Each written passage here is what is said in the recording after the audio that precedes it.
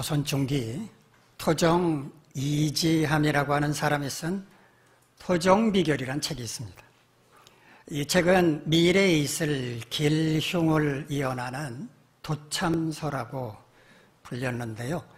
도참이란 그림도 헤아릴 도, 예언할 참, 장차 일어날 일을 헤아려 예언한다라는 뜻입니다. 토종비결은 개인의 사주, 그러니까 태어난 연, 월, 일시 가운데서 연, 월, 일, 이 세 가지를 60갑자로 만들어서 1년 동안의 신수, 즉 운수를 월별로 알아보는 그런 방식입니다. 새해가 되면 토종비결을 보는 풍습은 조선 말기 때부터 서울 풍속으로 자리 잡았다고 알려져 있습니다. 처음에는 동네에서 한학을 공부한 어른들이 주로 토종비결을 봐줬는데 1970년대 이후부터는 거리에 토종비결을 전문적으로 봐주는 사람들이 등장하기 시작을 했고 지금은 컴퓨터를 이용해서 인터넷 토종비결도 성행하고 있습니다. 새해를 맞아서 이런 토종비결을 보는 것은 새로운 한 해에 대한 기대감 때문일 수도 있고 또 재미삼아서 보려고 할 수도 있을 것입니다. 여러분 가운데는 토종비결을 보는 분들은 없을 거라고 생각을 합니다. 토종비결을 보는 사람들이 가장 듣기 좋아하는 말이 뭔지 아십니까? 어느 때 어느 곳으로부터 귀인이 나타난다라는 말입니다. 귀인이 어떤 사람입니까? 국어사전은 귀인을 이렇게 풀이합니다. 사회적 지위가 높고 귀한 사람.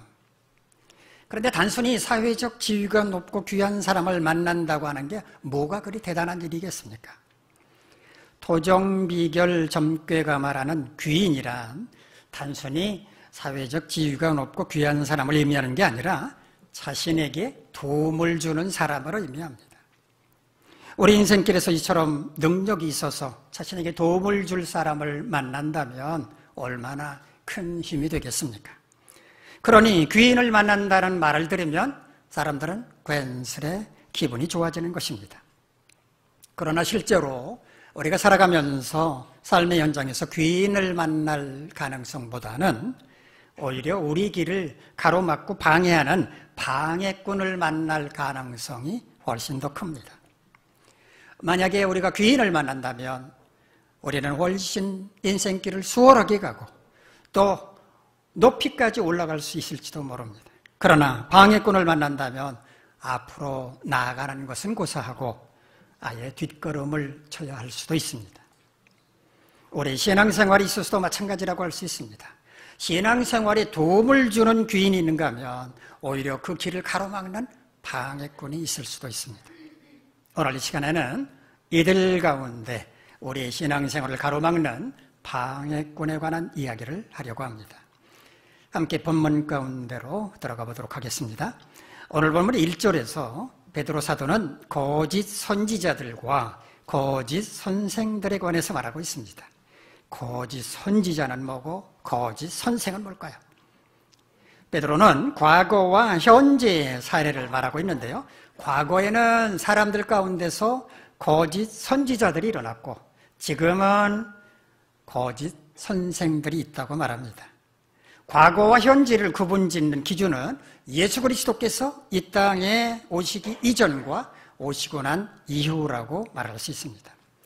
예수님이 오시기 전에는 거짓 선지자들이 있었고 예수님이 오시고 난 이후에는 거짓 선생이 있다는 말입니다.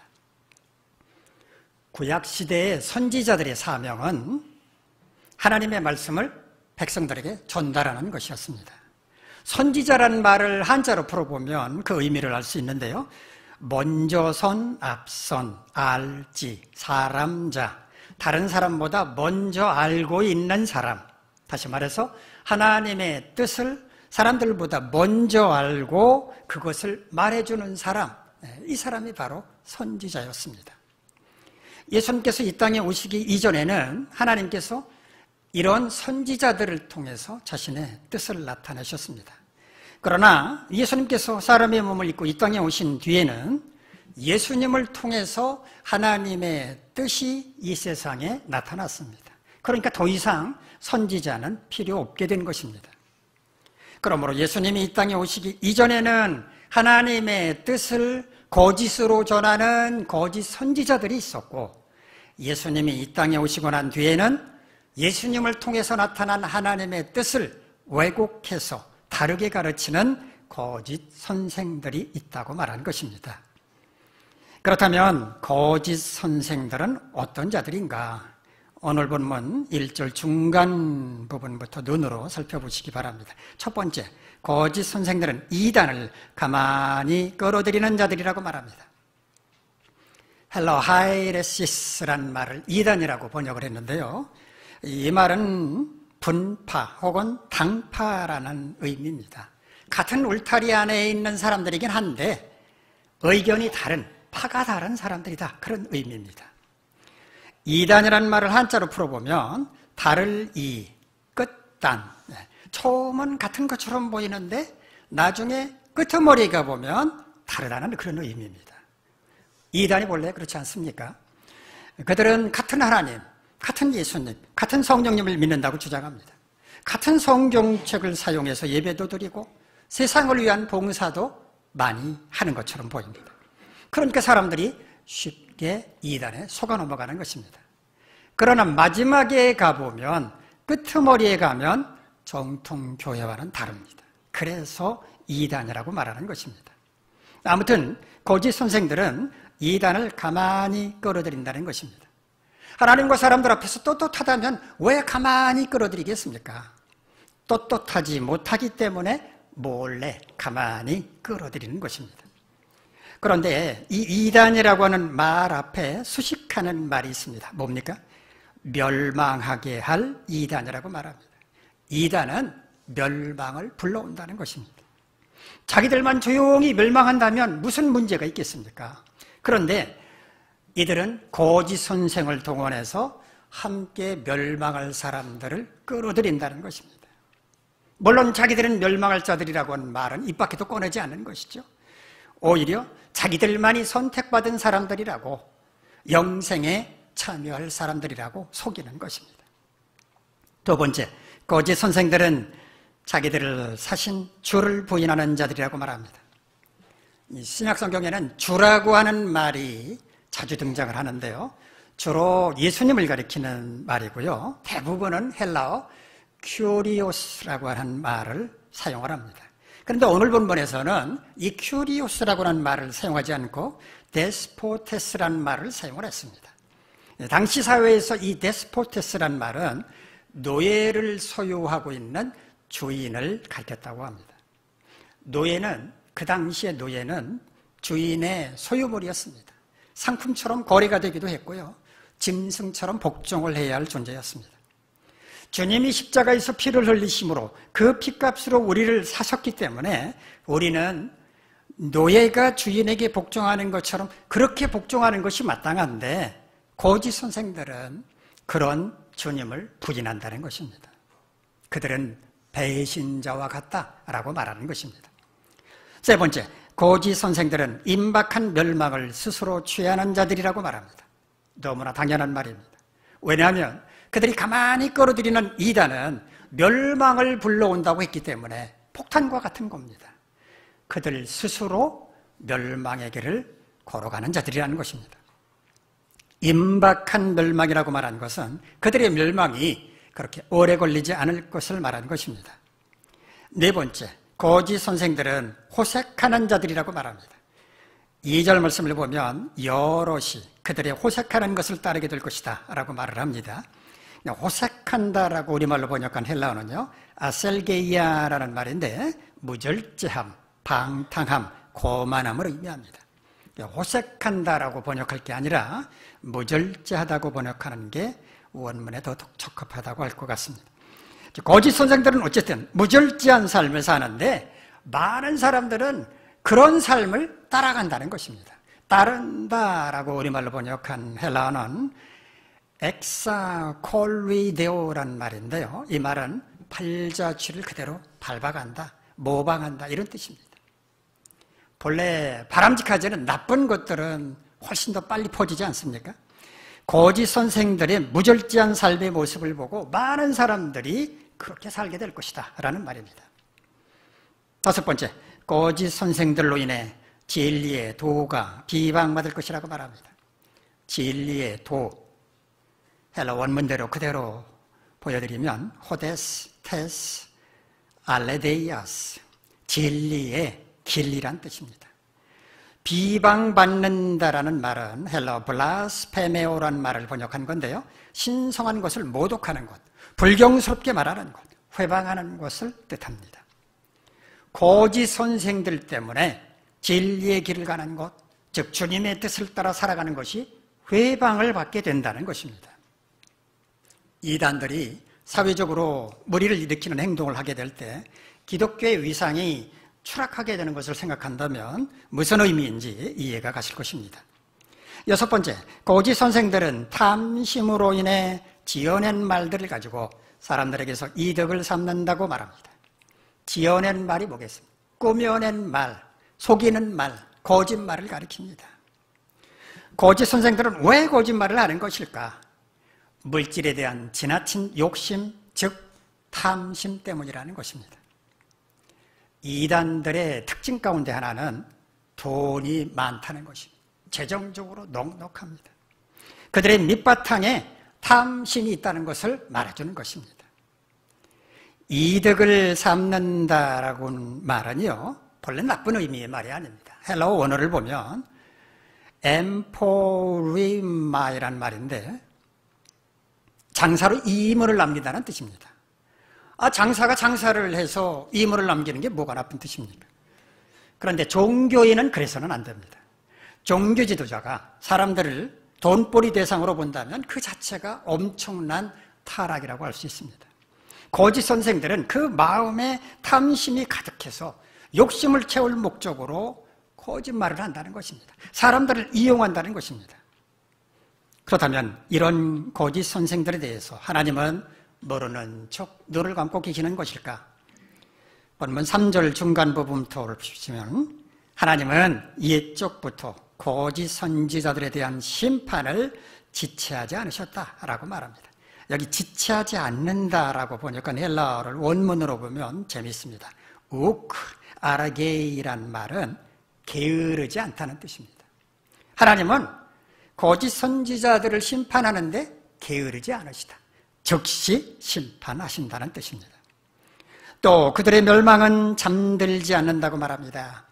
혹시라도 하나님께서 꾸벅꾸벅 졸고 계신다거나 주무신다거나 그렇다면 그들이 멸망을 당하지 않을 수도 있지만 하나님은 졸지도 않으실 뿐만 아니라 주무시지도 않으신다는 것입니다. 그러므로 거짓 선생들은 반드시 멸망할 것이라는 말입니다. 4절부터는 하나님께서 악한 자들에 대한 심판을 지체하지 않으셨던 사례를 들고 있습니다. 첫 번째, 범죄한 천사들을 용서하지 않으시고 심판 때까지 어두운 구덩이, 흔히 무저갱이라고 하죠. 무저갱 속에 가두어주셨다라고 말합니다. 두 번째, 사람들이 생각하는 모든 것이 악하다고 하는 것을 보시고 하나님은 사람을 창조하신 것을 한탄하시고 홍수로 심판을 하셨는데 이때 의롭게 살아가던 노아 가족은 보호하셨다라고 말합니다. 세 번째, 모범한 자들의 음란한 행실로 타락했던 소돔과 고모라, 그 성을 유황불로 멸하실 때 의로운 롯은 구원하셨다, 건져주셨다라고 말합니다. 이와 같이 하나님은 경건한 자들은 건져주시지만 불의한 자들에게는 반드시 형벌을 내리셨다는 것입니다. 그럼에도 불구하고 지금도 거짓 선생들은 하나님을 두려워하지 않은 채 불의하게 행동한다는 것입니다. 10절 중간 부분부터 보시면 이들은 당돌하고 자긍하며 떨지 않고 영광 있는 자들을 비방한다라고 말하고 있습니다. 헬라 원문 성경을 보면 영광 있는 자들이 아니라 그냥 영광을 비방한다라고 되어 있는데 하나님 자신을 포함해서 하나님께서 영광을 얻기 위해서 세우신 존재들, 천사랄지 교회 지도자들을 가리키는 말입니다. 이단들은 주로 정통교회의 지도자들을 타깃으로 삼아서 비방을 합니다. 공격을 합니다. 왜냐하면 교회를 이끌고 있는 지도자들이 흔들리게 되면 교회 전체가 흔들리기 쉽기 때문입니다. 이것은 사탄의 계략이기도 합니다. 그런데 11절 말씀을 보시면 그들보다 더 큰 힘과 능력을 가진 천사들도 감히 교회 지도자들을 비방하는 고발을 하지 않는다라고 말합니다. 거짓 교사들이 얼마나 겁도 없이 무모하게 행동하고 있는지를 말해주고 있는 겁니다. 베드로가 말한 거짓 선생들, 지금도 우리 주변에 많이 있습니다. 정통교회에서 열심히 신앙생활하는 성도들을 유혹하는 이단들입니다. 이들이 정말 하나님의 참된 진리를 추구한다면 불신의 세상을 향해서 복음을 전하고 그들을 구원하려고 애쓰는 것이 마땅합니다. 그런데 그들은 믿지 않는 세상 사람들에게는 관심이 없습니다. 그들의 목표는 오로지 정통교회 안에서 신앙생활하고 있는 성도들입니다. 그들은 이렇게 말합니다. 정통교회 안에서 잘못된 신앙생활하고 있는 사람들을 건져내는 것이 우리의 사명이라고. 오지랖도 참 넓지 않습니까? 정통교회 안에서 신앙생활하고 있는 사람들이 멸망하는 것에 대해서 무슨 관심이 그렇게도 크단 말일까요? 그 관심과 열정으로 불신의 세상을 향해서 복음을 전하지 무엇 때문에 정통교회를 가리켜서 추수밭이라고 말하면서 추수꾼들이라고 하는 그들의 전도자들을 침투시켜서 교회를 흔든다는 말입니까? 그런 의도 자체가 잘못된 것입니다. 끄트머리만 잘못된 게 아니고 아예 처음부터 출발부터 잘못된 것입니다. 혹시 여러분 중에 이단에 대해서 너그러운 분이 계십니까? 어쨌든 그 사람들도 하나님을 믿는다고 말하고 있고 사회를 위해서 봉사도 많이 하고 있는데 그렇게 적대시할 필요가 뭐 있습니까? 인간적으로는 참 너그러운 태도일지 모르겠습니다만은 그리스도인으로서는 아주 잘못된 태도입니다. 까마귀가 싸우는 골짜기에 백로야 가지 마라. 성낸 까마귀가 너의 흰 빛을 샘낼까? 맑은 물에 기껏 씻은 네 몸을 더럽힐까 염려하노라. 고려시대 충신이었던 정몽주의 팔순 노모가 이성계의 병문안을 가려고 하는 아들 정몽주에게 자신이 하고 싶은 말을 쓴 시조로 알려져 있습니다. 이 시조에서 말하는 백로는 정의롭게 살아가려고 하는 정몽주를 가리키고 까마귀는 그런 정몽주와는 달리 악한 마음을 품고 있는 세력들을 가리킵니다. 왜 정몽주의 팔순 노모는 정몽주에게 이런 시조를 통해서 훈계를 하려고 했을까요? 이방원이 노래한 것처럼 이런더러 또하리 저런더러 또하리 만수산 드렁칠기 얽혀진들 어떠하리 라면서 까마귀들과도 어울리면서 좋은 게 좋은 거라면서 살라고 말했으면 안 됐을까요? 까마귀들과 어울리게 되면 까마귀를 닮아가기 때문이었습니다. 백로처럼 순결하고 의로운 마음을 갖고 있는 자신의 아들이 까마귀처럼 악하고 음흉한 마음을 가진 사람들과 어울려서 그들과 같이 변질될 것이 염려가 되었기 때문입니다.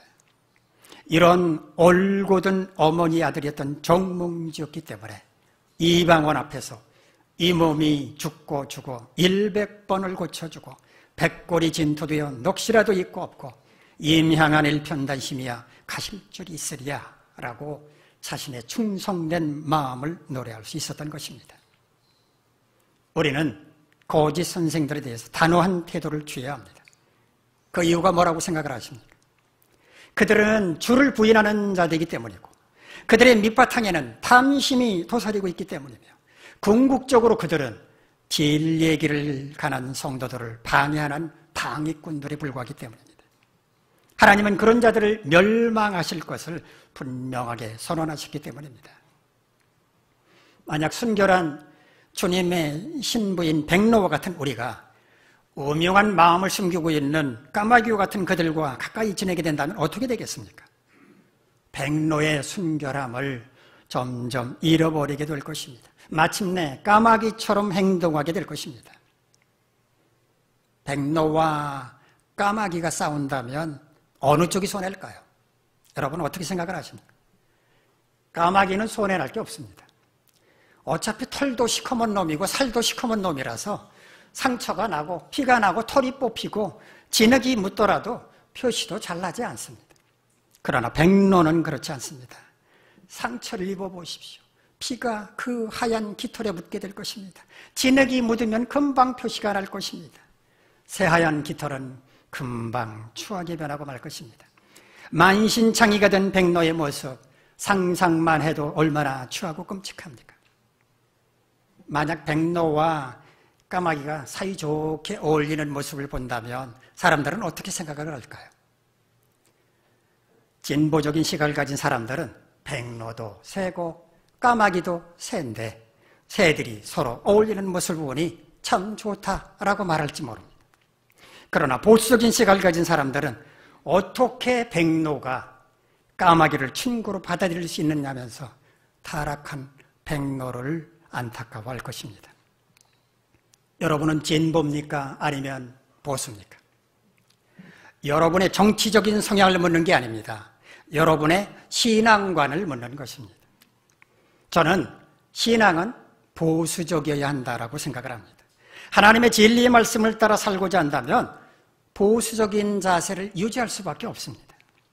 그러므로 주님의 순결한 신부로서 그 거룩함을 지키기 위해서는 거짓 선생들, 이단에 대해서 단호하게 대처해야 하는 것입니다. 좋은 게 좋은 거야, 이게 아니고 아닌 것은 아니어야 한다는 것입니다.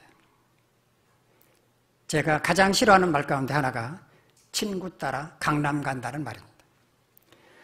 이 말에서 강남은 우리가 알고 있는 서울 한강의 이남을 가리키는 게 아니죠. 따뜻한 남쪽에 있는 어떤 낯선 나라를 가리킵니다. 어쨌거나 친구가 강남을 간다고 말할 때 자기도 거기 가야 할 목적이 있다면, 일이 있다면 따라갈 수 있습니다. 그런데 아무 목적도 없이 친구가 함께 가자고 말한다고 덩달아 따라 나선다면 어떻게 되겠습니까? 강남 다녀오는 길이 몇 시간 만에 갔다 올 수 있는 것도 아니고 몇 날이 걸릴지 몇 달이 걸릴지도 알 수 없는데 줏대도 없이 따라간다면 되겠습니까? 거짓 선생, 이단들은 가까이 해서도 안 되고 함께 해서도 안 될 존재라고 하는 것을 분명히 아셔야 합니다. 여러분 혹시 초등학교 때 졸업식 기억이 아직 남아 있습니까? 제가 초등학교를 졸업한 지 50년이 가까워 오는데 제 기억 속에 3가지는 분명하게 남아 있습니다. 첫째는 졸업식 모든 순서를 마치고 마지막에 졸업식 노래를 재창을 할 때 여러분 기억하시겠지만 1절은 재학생이 부르죠. 2절은 졸업생들이 부르는데 2절 졸업생들이 부를 때 잘 있거라 아우더라 청등교시라 선생님 저희들은 물러갑니다라고 하는 이 부분에서 졸업하는 여학생들이 울음을 터뜨리는 바람에 졸업식장이 온통 울음바다가 되었다고 하는 것. 둘째, 재학생 대표가 떠나는 형님 언니들에게 송사를 낭독을 하죠. 그리고 졸업생은 그 송사를 듣고 답사를 낭독하게 되는데 그때 제가 답사를 직접 썼고 열심히 연습한 후에 답사를 낭독했었다는 것. 내용은 기억이 전혀 나질 않습니다.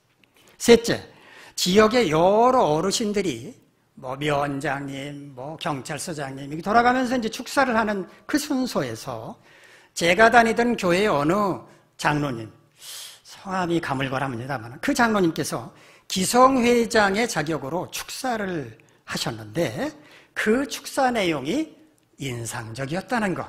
이 3가지는 아직까지도 제 기억 속에 생생합니다.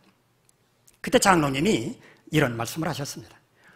옷을 까만색으로 염색하는 공장에 흰 옷을 입은 사람이 자주 들락날락을 했다. 그런데 한 번 갈 때, 2번 갈 때마다 먹물이 하얀 옷에 튀기게 돼서 나중에는 그 하얗던 옷이 먹물로 다 얼룩이지고 말았다.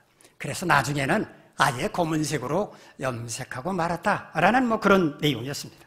졸업하는 여러분도 앞으로 세상에 나가서 살 때 나쁜 짓을 1번 하고 2번 하고 자꾸 하다 보면 온통 나쁜 짓만 하게 될 수 있으니까 여러분 나쁜 짓 하고 살라. 뭐 이런 내용이었습니다.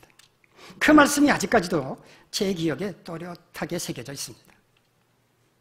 우리가 거짓 선생들, 즉 이단들을 가까이 해서는 안 되는 이유는 그들은 주님을 부인하는 자들이고 그들의 근본은 무절제와 탐심이며 진리의 길을 가는 거룩한 백성들을 회방함으로써 우리도 함께 멸망의 나락으로 떨어지게 만들게 하기 때문이라는 것입니다.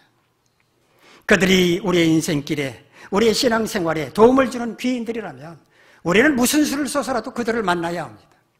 그러나 그들은 귀인이 아니라 방해꾼들입니다. 그들로 인해 우리의 인생은 불행해질 수 있고 그들 때문에 우리의 신앙은 타락하고 도착하는 종착역이 달라질 수도 있습니다. 정관의 중앙지역인 아동병원이 있는 건물 2층에는 하나님의 교회라고 하는 간판이 붙어 있습니다. 아마 보셨을 것입니다. 하나님의 교회는 안상홍이라고 하는 사람이 만든 이단입니다. 전에는 안상홍 증인회라는 이름으로 불리기도 했습니다. 어머니 하나님이라고 말하는 사람들이 바로 그 사람들입니다. 물론 하나님의 교회는 정관만 있는 것은 아닙니다. 기장에도 있고 양산에도 있고 월산에도 있고 전국 곳곳에 산지에 있습니다. 신천지, 수영에도 있고요. 사하에도 있고 양산에도 있고 월산에도 있습니다. 공개적으로 신천지 교회가 있습니다. 정관에는 있는지 없는지 알 수가 없습니다. 정관의 인구가 점점 늘어나고 있기 때문에 앞으로 생길 가능성은 크다고 할 수 있습니다. 우리는 이러한 이단들에 대해서 경각심을 가져야 합니다. 물론 이단들이 칼을 들이밀고 폭력적인 방법으로 우리를 그들 조직 안으로 끌어들이는 것은 아닙니다. 그러나 그들을 만만하게 봐서는 큰 코다칩니다. 제가 어릴 적에 북한을 가리켜서 나이 드신 분들 아마 그러셨을 거예요. 북한을 뭐라고 불렀습니까? 북괴, 괴뢰, 빨갱이 이렇게 불렀습니다. 6.25 기념으로 포스터 그리기 대회가 열리면 북한 사람들은 이렇게 뿔 달린 도깨비로 막 그리는 경우도 많았습니다. 그런데 청와대를 습격하다가 유일하게 붙잡힌 김신조란 사람, 해안으로 침투하다가 붙잡힌 무장공비들을 보니까 우리하고 똑같이 생겼어. 얼굴이 우리하고 다를 게 없어. 빨갛고 도깨비처럼 생겼다고 생각을 했는데 똑같은 모습을 보면서 혼란이 생기기 시작을 했습니다. 남과 북의 최고 지도자가 판문점에서 만난 이후에 남북은 여러 부분에서 지금 활발하게 접촉하고 있습니다. 우리의 농구 선수단이 북한으로 가서 친선 경기를 하고 올 정도입니다. 남한 국민들에게 북한에 대한 경각심은 점점 사라지고 있습니다. 대신에 사람들 마음속에는 남북은 같은 민족이라고 하는 동포애가 예전에 비해서 엄청나게 커졌습니다. 언젠가 통일이 되어야 할 한 민족이므로 이런 변화는 바람직하다고 할 수도 있습니다. 그러나 북한을 너무 만만히 봐서는 안 됩니다. 그동안 그렇게 숱하게 북한에게 속았으면서도 분위기에 편승해서 너무 감성적인 접근을 하고 있는 것은 아닌지 염려스러울 때도 있습니다. 미국도 그렇습니다. 처음에는 회담 취소까지 선언하면서 강경하게 대응하던 트럼프 대통령, 김정은과의 협상에서 별로 얻어낸 것도 없으면서 김정은을 아주 정상적인 나라의 괜찮은 지도자로 전 세계에 알리는데 1등 공신 역할을 했습니다. 게다가 북한 내 핵무기가 얼마나 되는지도 모르고 그것을 어떻게 폐기하겠다는 구체적인 합의도 하지 않았는데 핵실험장 입구 폭파하는 이벤트를 보여주는 것만으로 이제 핵위험은 사라졌다고 선언을 하고 막대한 돈 들어가는 한미연합훈련 하지 않겠다고 공개적으로 선포하고 말았습니다. 어쩌면 돈에 대해서 집착하고 있는 트럼프로서는 왜 미국이 한국에 대해서 그렇게 막대한 돈을 지출해야 하느냐 라면서 평소부터 한미연합훈련을 좀 없애고 싶어 했는지도 모르겠습니다. 거래의 달인이라고 불리죠. 트럼프는 거래의 달인이라고 자기가 책도 썼습니다. 그런 트럼프 치고는 알맹이 없는 협상을 했다라고 말하지 않을 수가 없습니다. 안타깝지만 미국이 북한을 이끌고 가는 게 아니라 오히려 미국이 북한에 끌려가고 있는 모습을 보이고 있습니다. 대한민국이든 미국이든 북한을 너무 만만하게 봤다가는 그들의 전략에 말려들어가는 많은 것처럼 거짓 선생들, 이단들도 똑같습니다.